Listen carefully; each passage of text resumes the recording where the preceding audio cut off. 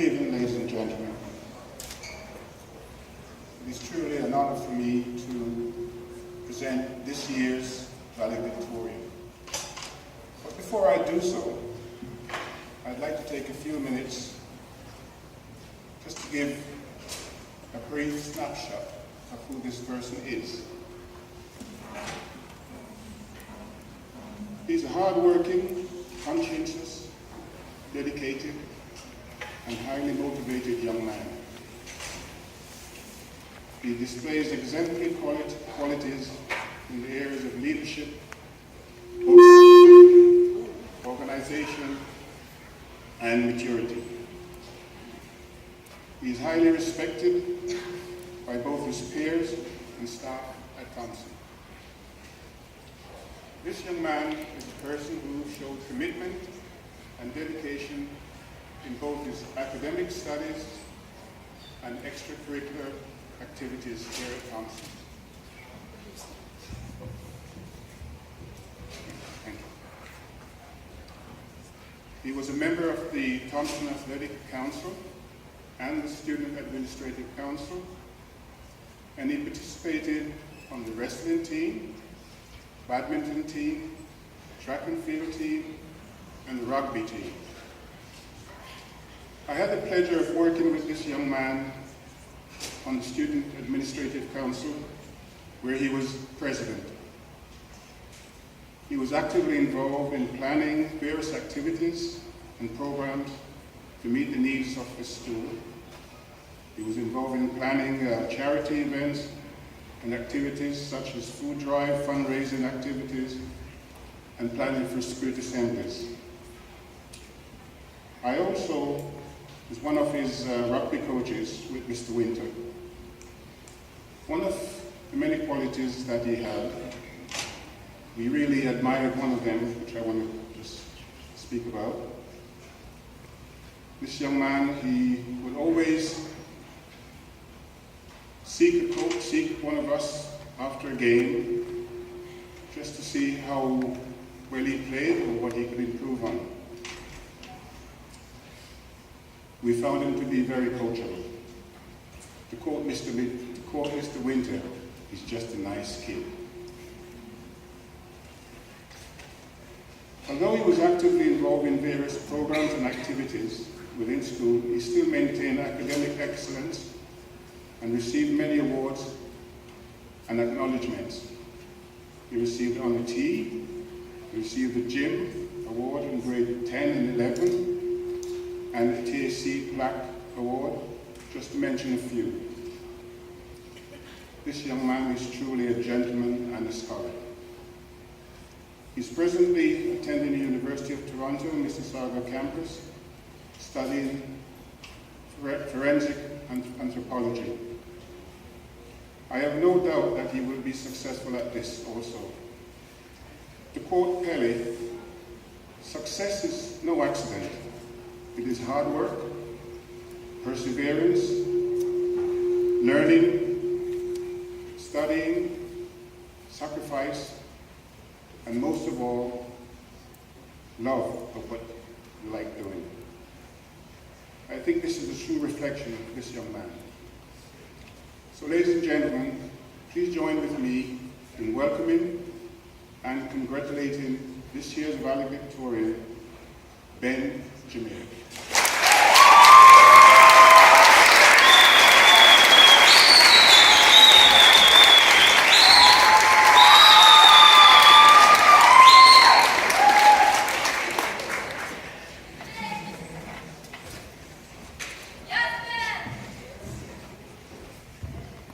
Good evening, everyone. So good evening to my fellow graduates, my parents, other parents, teachers, and welcome guests.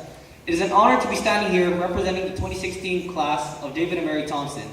On behalf of all my fellow graduates, I'd like to say thank you to everyone here that has given their time, care, and effort to help us get through the past 4 years of our lives.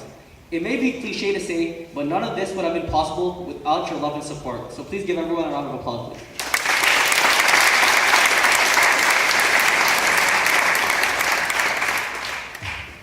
And wow, graduates, I can't believe you gathered up enough strength to come back here again.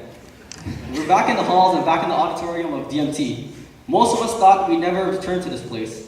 However, today is not a day where we have to worry about taking a test or having to hand in homework. It's a day of commemoration, a day to reflect upon the journey that we took to get here. So let's take it way back. September 4th, 2012.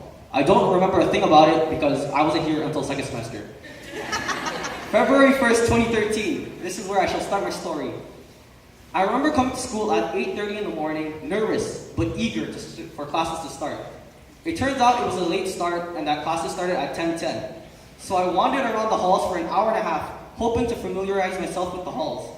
I didn't do much familiarizing.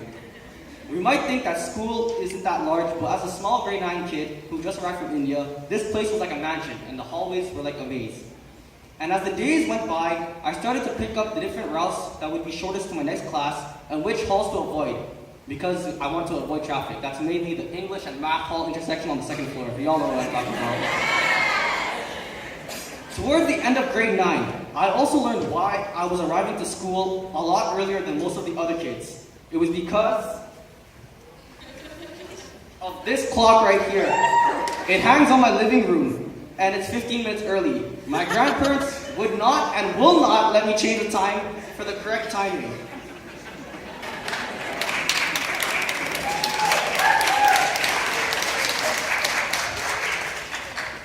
And what about those Tuesdays, the late starts back in grade 9?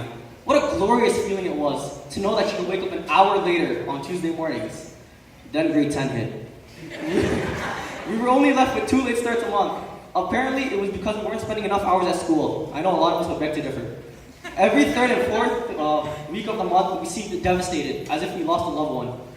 Reflecting back now, I think we can all take away that we should appreciate and enjoy the things while we can. In grade 10, we believed that we had some kind of authority in school. This was our second year.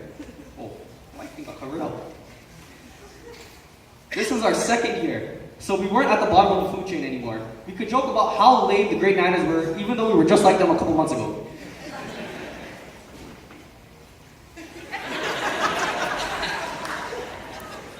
My grade 10 sophomore year was a blur. It went by too quickly. Things I remember were wanting to feel more part of the school, getting involved with the SAC, and eventually winning the presidential election for the following year.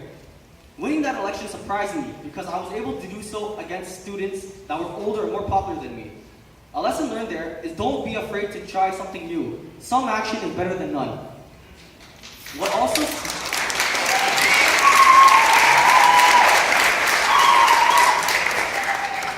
surprised me about grade 10 history was that history class wasn't as boring to me as I thought it was going to be. It ended up being my favorite high school subject, and I still have the first activity that we did in that class.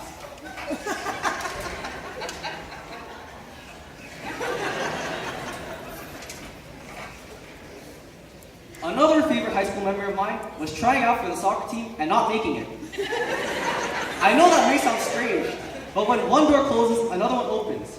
When I was playing soccer in gym class later that year, Mr. Winter, the rugby coach, asked me why I didn't join the rugby team. I know Mr. Winter isn't fond of soccer players, so I didn't want to tell him it was because I tried out for soccer. I told him it was because I didn't know how to play. He told me nobody knows how to play, so when they first start out, and said that I should come out the next year. So when grade 11 arrived, that's what I did.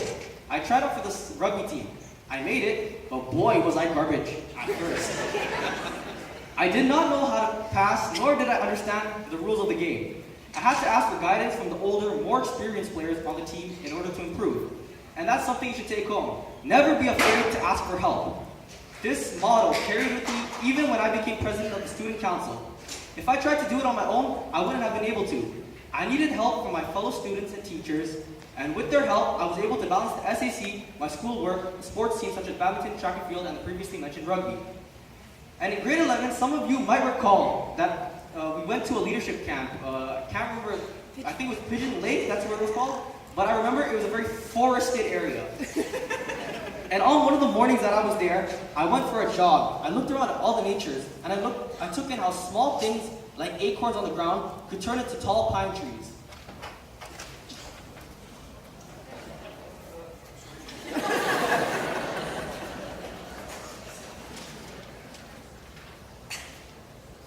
Next thing I know, we were the tall pine trees of Thompson. We're the seniors. It's grade 12. We've got the most freedom, but at the same time, we're staying up extra late at night trying to finish our assignments due the next day. And I'm going to be honest, I stayed up late the other night trying to work on this assignment. This speech. Regardless, in the end, we all managed to get them all done. And as I said, it's grade 12. It's the year of last chances. It's the last year where you can go and try out for clubs and teams that you've never tried out before. It's the year of prom. It's the year where you can finally make a name for yourself. It's the year without delayed starts. But it's also the year of choosing what you will be doing post-high school. There are decisions to be made. It's here where you can select which path you're going to take and which way you're going to go. We can't mess this up. There's so many expectations. Is what I'm doing right? And that's a question we're still trying to figure out.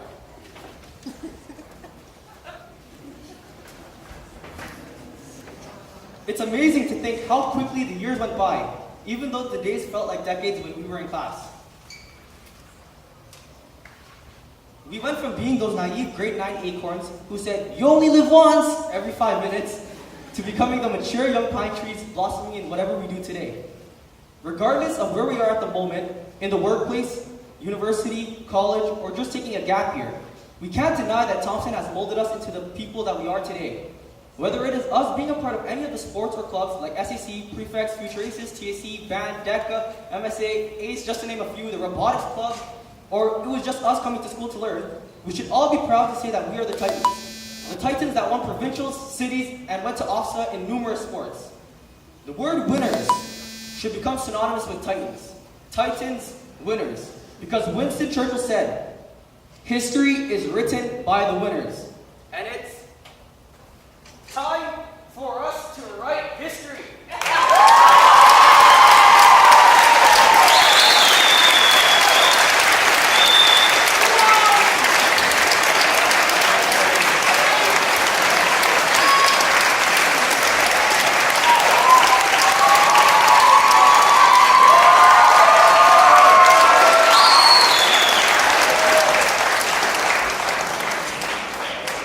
So as I end off in the only way that I know how, I want y'all to remember that you'll make it through the trials. Believe in yourself and we'll make everyone enlightened. Let's leave a legacy behind. They will never forget the Titans. Thank you very much.